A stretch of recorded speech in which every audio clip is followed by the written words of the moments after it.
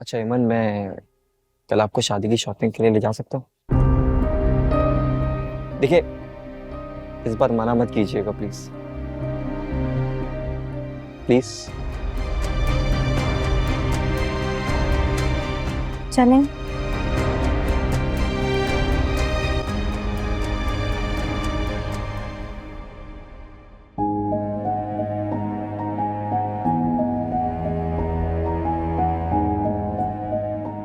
अस्सलाम वालेकुम। वालेकुम सलाम। अरे बेटा, अच्छा हुआ तुम आ गए। बेटा, मैं तुम्हारा ही इंतजार कर रहा था। ये लोग चाहते हैं कि अगले हफ्ते शादी कर दी जाए। तुम्हारा क्या ख्याल है? अगले हफ्ते तो थोड़ा जल्दी हो जाएगा, और फिर हम लड़की वाले हमें तैयारी के लिए थोड़ा तो वक्त दें। क्यों अम्मी? अरे भाई, आजकल तो वेडिंग प्लानर है, वही सब कुछ प्लान करते हैं। परेशान होने की जरूरत नहीं है, सब हो जाएगा। हाँ भाई, हम लोगों ने भी अब काफी दिनों से इंतजार कर लिया है। बस आप लोग अब हाँ कह दीजिए। चले ठीक है, अगर हमें एक हफ्ता और मिल जाए तो हमारे लिए अच्छा है। मतलब 15 दिन बाद? अरे भाई, शादी की डेट तो लड़की वाले ही फिक्स करते, वही देते हैं। अब इनकी ये बात तो हमें माननी पड़ेगी। चले प्लीज लेना।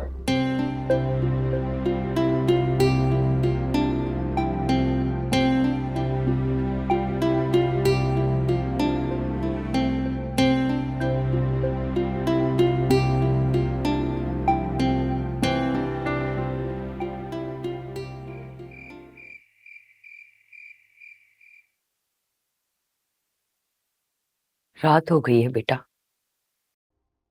ना आदिल आया ना वकार आया है। अब अगर आदिल आ भी गया तो इतनी रात में मैं तुम्हें उसके साथ अकेले तो नहीं भेज सकती ना। आप फिक्र नहीं करें अम्मी, वक़्तार आते ही होंगे। और अगर किसी वजह से नहीं भी आए तो मैं अकेले जा सकती हूँ, आपको मेरी फिक्र करने की जरूरत नहीं। एमन के ससुराल वालों ने आना था आज, शायद इसी वजह से मसरूफ हो गए होंगे। एमन के ससुराल वाले? एमन की शादी हो रही है क्या? जी। तो बेटा फिर ऐसा तुम्हारी जिम्मेदारी होगा। तो ये तो बहुत अच्छी बात है। मैं तो दुआएं मांगती थी इस दिन के लिए। पता है, इतना ज्यादा एहसन के साथ रह के मुझे उसकी और उसको मेरी आदत हो गई है। और सच पूछें तो एहसन मेरा ही बेटा है। हाँ, लेकिन बेटा तुम किस तरह से कर पाओगी? अच्छा बस, अब इस बात की वजह से खुद को परेशान मत कर लीजिएगा। मैं खुश हूं ना, आप भी खुश हो जाए।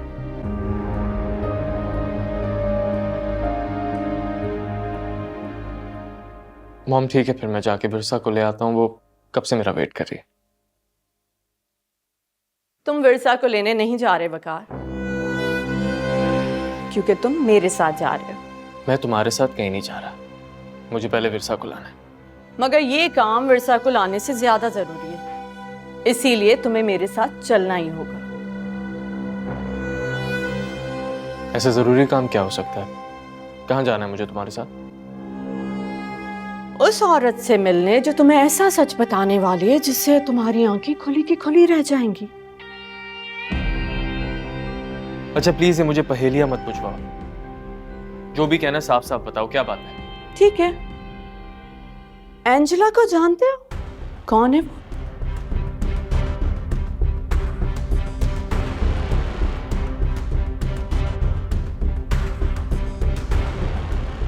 हाँ, नर्स है।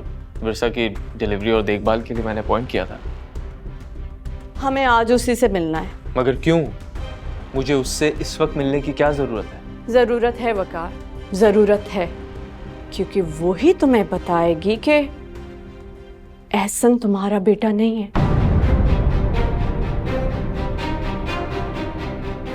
बल्कि ना सिर्फ बताएगी, उसके पास इस बात का सबूत भी है।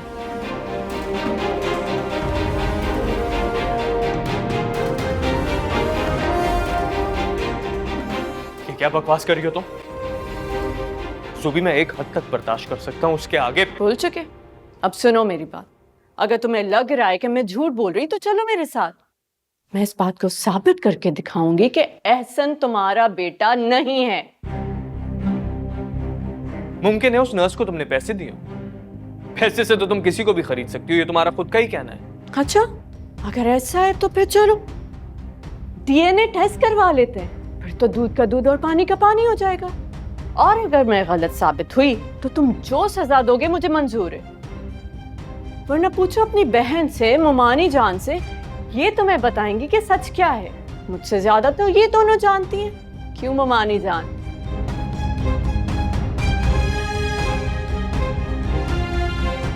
और एमन, ये तो ऐनी शाहिद है। तुम चुप क्यों एमन? इसकी बकवास का क्यों नहीं जवाब दे रही?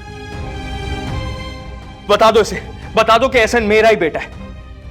एमन, तुम्हारी खामोशी अब मुझे परेशान करिए, बोलो ना कुछ। फकारी तो कुछ भी बोलती रहती है। तुम्हें क्या हो गया? तुम एमन पे इतना जोर क्यों दे रहे हो? एमन से इसलिए पूछा जा रहा है मेरी प्यारी और भोली मुमानी जान, क्योंकि शुरू से आखिर तक एमन इस साजिश का अहम हिस्सा रह चुकी है। ये आपकी बेटी हम सबकी आंखों में धूल झोंकती रही है। बकौल इसके कि इस्लामाबाद पढ़ने गई थी, मगर मैं दावे के साथ कह सकती हूँ कि इस्लामाबाद गई नहीं थी। पहले भी मेरी बात किसी ने नहीं मानी, मगर अब अगर आप लोग कहेंगे तो ये बात भी मैं साबित करके दिखाऊंगी। हेमन, ये सब क्या है? हेमन, मेरा सर फट रहा है, तुम चुप क्यों हो? बोलती क्यों नहीं हो? सच क्या है? कोई कुछ नहीं बताएगा तो फिर ठीक है, मुझे अब टेस्ट करवाना होगा।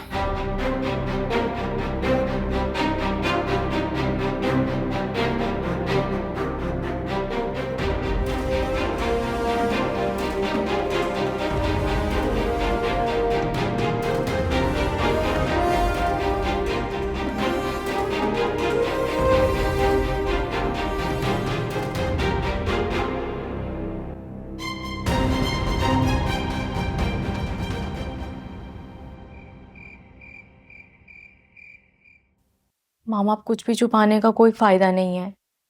भाई के सामने सच आ जाएगा और उसके बाद क्या हैसियत रह जाएगी हमारी उनके सामने। तुम्हारे बाप को पता चलेगा तो उन पे क्या गुजरेगी। वो तो अभी अटैक से ही सही तरह संभले नहीं है, जीते जी मर जाएंगे। ये तुमने क्या कर दिया एमन? मैं कैसे अपने घर को और इन रिश्तों को संभालूंगी बिखरने से? तुमने सब कुछ बर्बाद कर दिया, सब कुछ। मामा प्लीज मुझे माफ कर दें। अगर मुझे पता होता है कि मेरी एक गलती से इतना कुछ दांव पर लग जाएगा तो मैं कभी ना करती ऐसा। प्लीज मुझे माफ कर दें। बेटा, अब तुम्हें माफ करने से भी क्या होगा? मेरा घर, मेरा बेटा, मेरा शौहर मेरी आंखों के सामने सब छिन जाएंगे। काश ये जमीन फट जाए और मैं इसमें समा जाऊं, यह आसमान गिर पड़े और सब कुछ तबाह हो जाए। हम भाई से बात करके देखें, हो सकता है कि भाई को मुझ पर रहम आ जाए। अगर भाई ने मुझे माफ़ कर दिया तो पापा को भी संभाल लेंगे और इस घर को बिखरने से भी बचा लेंगे। भाई से बात तो करें, उन्हें रोकें। मामा, ये सोचने का नहीं, हिम्मत और हौसले से काम लेने का वक्त है। प्लीज़ मामा, कभी कभी कोशिश करने से बहुत से बिखरे हुए काम बन जाते हैं। मामा, आप करें भाई से बात, हो सकता है कि सब ठीक हो जाए। ठीक है, मैं ये करके भी देख लेती हूँ। लेकिन मैं जानती हूँ अब कुछ नहीं बदलेगा, कुछ नहीं।